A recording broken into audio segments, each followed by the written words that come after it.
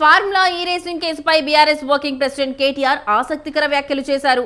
కేసుకు సంబంధించి తనకు మళ్లీ నోటీసులు పంపిస్తారని జోస్యం చెప్పారు. ఈ నెల 16వ తేదీన అసెంబ్లీలో బడ్జెట్ను ప్రవేశపెట్టి 17న తనకు నోటీసులు ఇస్తారని ఆయన అన్నారు. తనను విచారణకు పిలిచి నాటకాలు ఆడే అవకాశం ఉందని అన్నారు.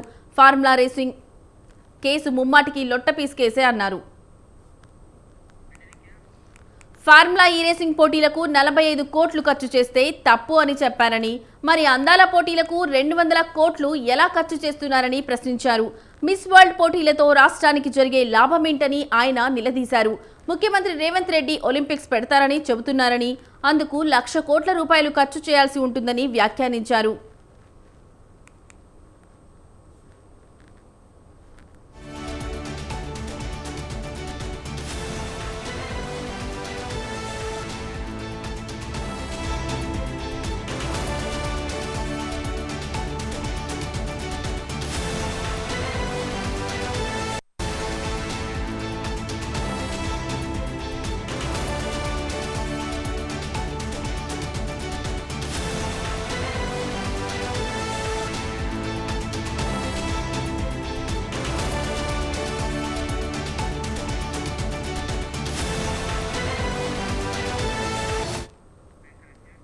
తెలంగాణలో త్వరలో ఉప ఎన్నికలు రాబోతున్నాయని కేటీఆర్ జోస్యం చెప్పారు.